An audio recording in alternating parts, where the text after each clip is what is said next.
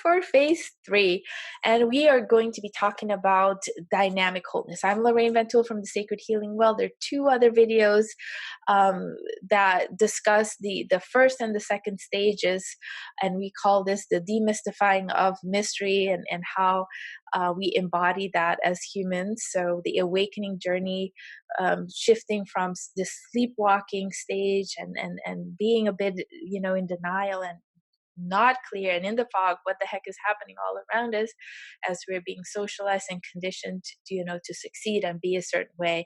And then the second phase is all this initiation, frustration, this upheaval where we're challenging a lot of things, but often not aware how our ego mind is still coloring over these experiences. So it's a little tricky because we're doing and we're practicing these things, these tools, and have certain successes, but might not be aware how that is all sitting on this idea of being broken and needing to fix. So the third stage is when we're really mending this idea of mystery and nature and our divinity with what's all been happening, that all this stuff that we thought was bad, or mental disorder symptoms, or us being difficult or not good enough, that is grist for the mill.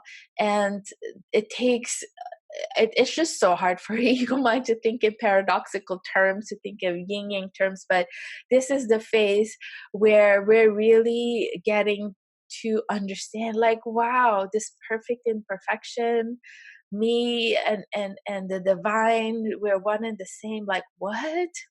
How does that even work? Right? But it's we can relax that into the process. It's no longer a race with a particular end goal. When people say it's all in the journey, not in the destination, all of these, sort of cliche things, suddenly it was like, oh, that's what they meant with that. Or, I was talking about even anticipating like a presentation. I'm thinking of one of the teachers. Gosh, her name is just escaping me.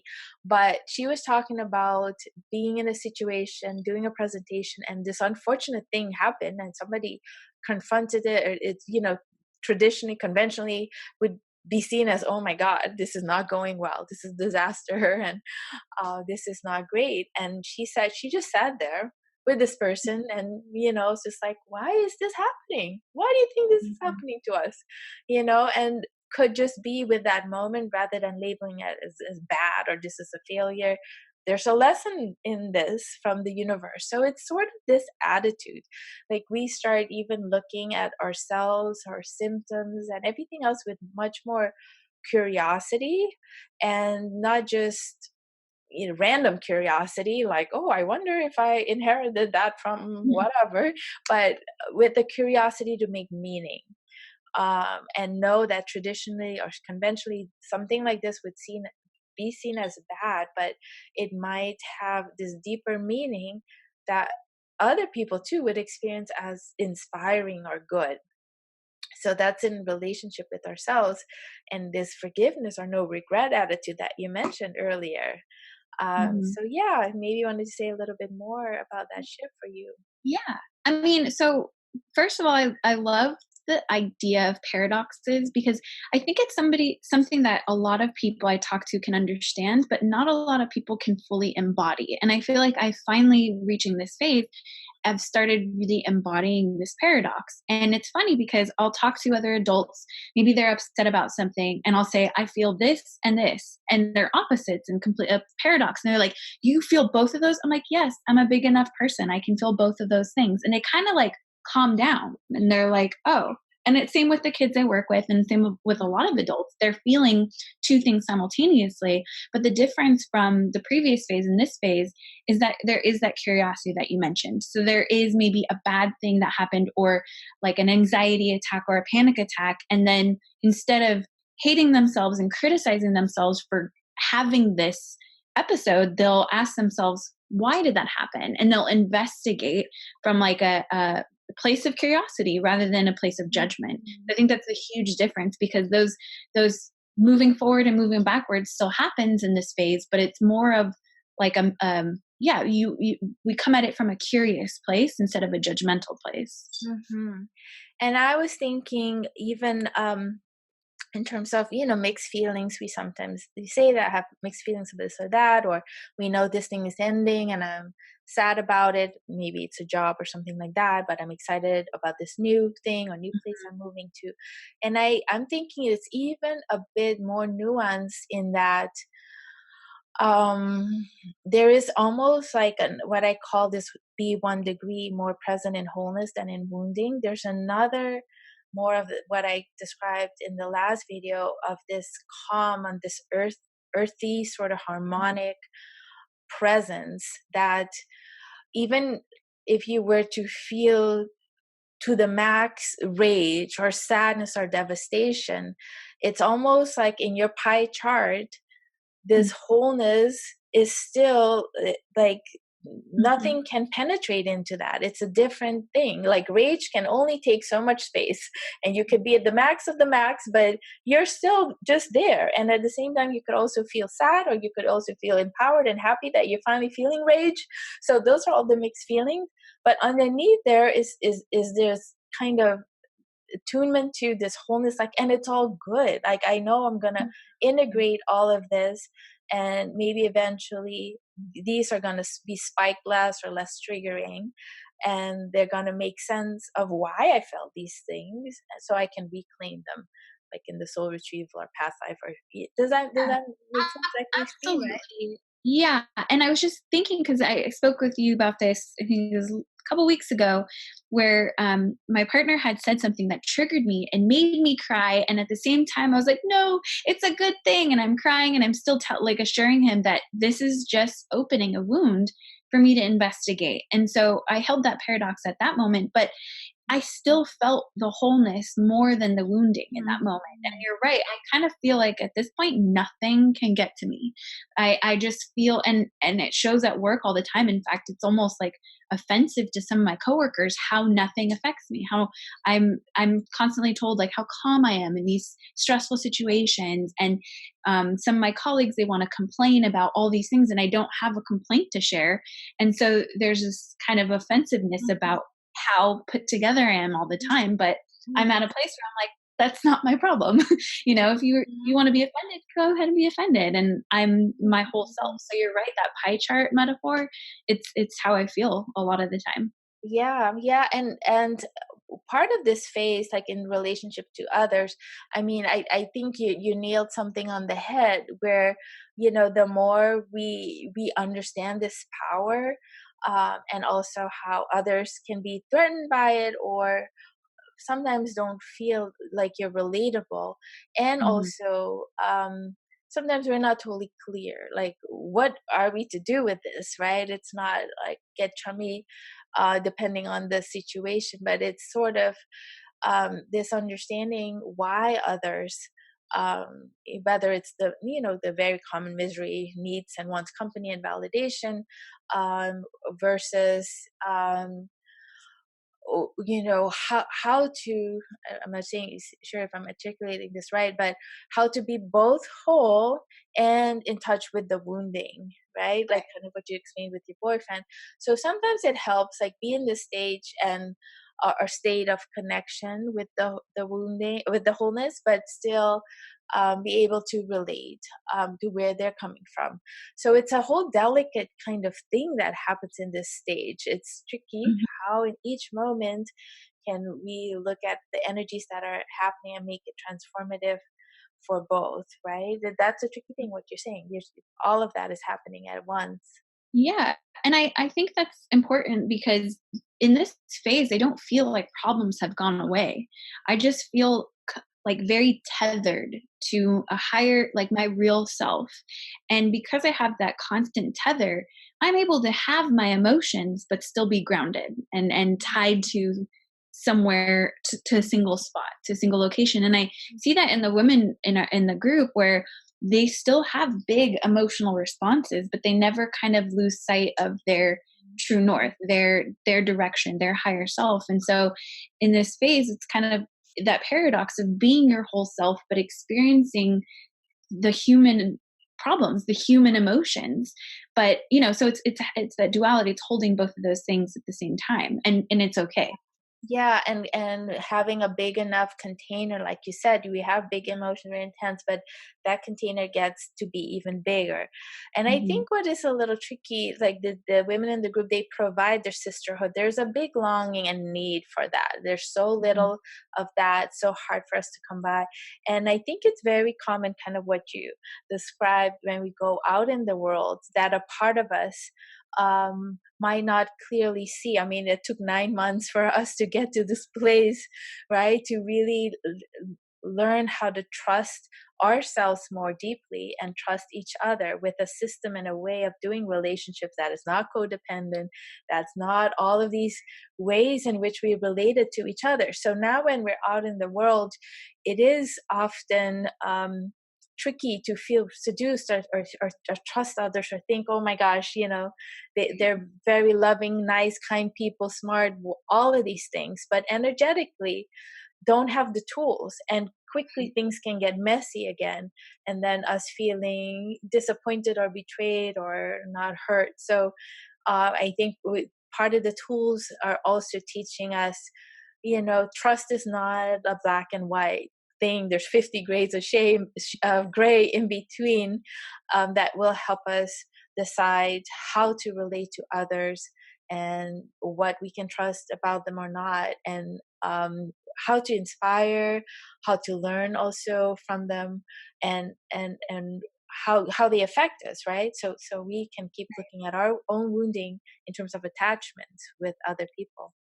No, I think that was a really important lesson you taught me, that trust is nuanced. And I don't know how I didn't put that together, but it's a way better system than I trust you or I don't trust you, because then I can build relationships and strengthen relationships in the areas that I trust, and then keep my boundaries in the areas where I can't trust them. And it's a way healthier dynamic as I navigate. And I think another thing with this group, it is very different in the group versus out there, because in the group it's kind of, we're all speaking the same language, and we're for the most part pretty fearless about it. I know we're all at different levels and we're all have different things that we're comfortable sharing, but and my experience, and I think that I've heard the other women share this as well, we've never felt crazy or judged. It's always been a, we're kinder to each other than I think we are our own selves, even though I see my struggles in them and I'm sure they see their struggles. We all share it. But I do really like how validating it is, because it is kind of like going home after being out there in the hustle and bustle. You're coming back and you're like digesting things, and everyone's on the same page with it. So it is kind of like sitting in a jacuzzi then jumping in the pool. It's a drastic difference, but both are their own experience. And I think I've Mhm. learned a lot from the group and then going back out there. Yeah, and that brings me to the topic of how we then start relating to our soul purpose and our Mhm. work, um, as well as like nature mystery. Like we now understand this is something that we can take with us all the time, and then when we're out in the world, this is something Mhm. that often, challenges, and we are in this sort of conflictual relationship with our own authenticity, in terms of how much do we reveal, how much do we say, what impact will that have. But I think the point that you also made, so it's the nuanced trust, but also the trust in ourselves, and the more we are able to do these healings and clearings and clear the imprints from our childhood and adolescence to the soul retrievals and the power retrievals and all the different things, it becomes more and more clear that we can, or what it feels like to trust ourselves, what to set, how to set those boundaries. And I think in terms of what now is happening is, so many are questioning, their careers and their Mhm. soul callings, um where it feels more and more important that this is going to be somehow incorporated in an aspect, of their lives, that they're going to continue to seek out and continue to do to fulfill themselves. Then comes the understanding of not just like, oh gosh, when I'm going to be out there, it's not going to be so warm and cozy and all of that. But the idea when you're embrace, sort of you're getting all geared up and you're really going out there with this particular purpose and mission, as the trailblazer, which is very different than if we're still sort of attached to the idea of like, why can the world be as warm and cozy as that jacuzzi? It's more of an understanding of it isn't, and we are Mhm. here gathering our strengths. And I have this particular calling to be that jacuzzi, for people who Mhm. need it. And this is how I'm going to teach them how to reconnect with themselves, so that whole healing and transformation then becomes almost like an embodied set of tools that creatively unfolds regardless of your profession, regardless of the particular area where you feel called to make a difference. Yeah, and I really liked how you said we become the jacuzzi, we are the jacuzzi, because I actually feel, when I'm teaching, I do feel like this is my sole purpose. I do feel like the jacuzzi, and I think that they feel like they're also in the jacuzzi, and then they go and they're the jacuzzi for others, and then eventually it's just a giant jacuzzi. Yeah. So so it works and it feels nice. And I remember you just mentioned like butterflies. I did a meditation and I asked for a sign. I was like, okay, I really hope you validate me, universe. And I got a vision of like a leaf fluttering, walk outside, and a bat flutters all around me. And it just stayed for as long as I watched. And then a man and a dog came by and then it left. But yeah, I asked for validation and I got validation. So I mean, I'm thinking, I mean, that just warms my heart. And I know, there's this, I'm just seeing clearly that picture of a butterfly sitting on one of the women's key in the car on the ignition. It was a gorgeous, beautiful one. And for me, myself, just a few weeks ago, this huge, big snake when I was in this oh yeah. space in Sedona, and a heart-shaped rock because I wanted to share my love. And I mean, these things, you just happen so much. Mhm. It's just glorious. But in any event, just wanted to share with our listeners like how how does this happen. So in the 9 month that is now opening up, enrollment is open, and the early bird special ends November 30th. But the actual program runs from March to next November 2020, and it's 9 months long for a reason. It's split in three trimesters, and each of these trimesters is looking at the three stages that we just looked at. And what each woman who is enrolled in the program gets to do is work with a dream team of guides, spirit guides, archetypal animal ancestor guides, and build a protective soul sanctuary where you are safe then to really access your intuitive insights and the truth that you may have shut down, that you may never have felt safe to experience. And so we do that with the power retrievals and soul retrievals. And then in the second trimester, the soul part exchanges happen, and the ancestor and past life clearings, as well as strengthening the relationship with tree and the elements, to get beyond the ego mind and see how all of these traumas created that split, and the dualistic kind of perception. And that is so key, healing and clearing that. And then in the third trimester, we really integrate and get into the stage of dynamic wholeness. So anybody who is interested in this total transformational reset and tool set, where you really learn. I'm not just guiding you, but you acquire the skills to do all of these advanced teachings and take them with you for life. Thank you so much to Valerie for being the guide and mentor. And Valerie's done so many very advanced, complicated clearings and healings with entities and ancestors and soul product. I mean, you name it. And she just can hair fine, split them apart. So holding space and guiding these ladies who are now also learning to support one another with their celebrations. So thank you so much. Any final thoughts you have about this journey, what you've seen these ladies accomplish in 9 months? Some brand new to this. Yeah, I mean, it is an incredible transformation. And I think people are, they're ready for it. They're ripe for it. It's been inside them this whole time. It's like a seed. And then we water it, we make sure the soil's enriched. And then by the end, it's just like blooms. And it, and everyone kind of is their own plant and works at their own pace with their own quirks and their own issues. And, but it was kind of like we just became this beautiful garden.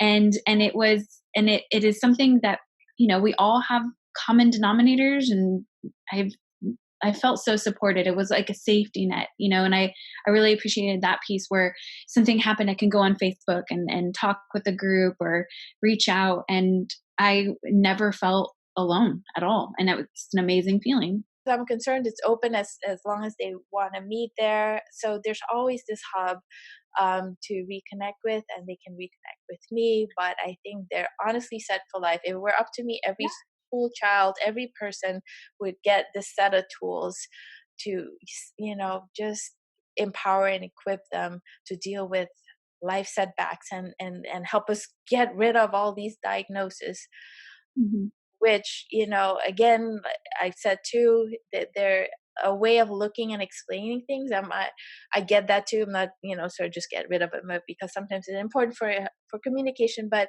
honestly, Mhm. it's energy in flux. There's so much in that could be in flux, and you might be putting yourself in a box and label yourself.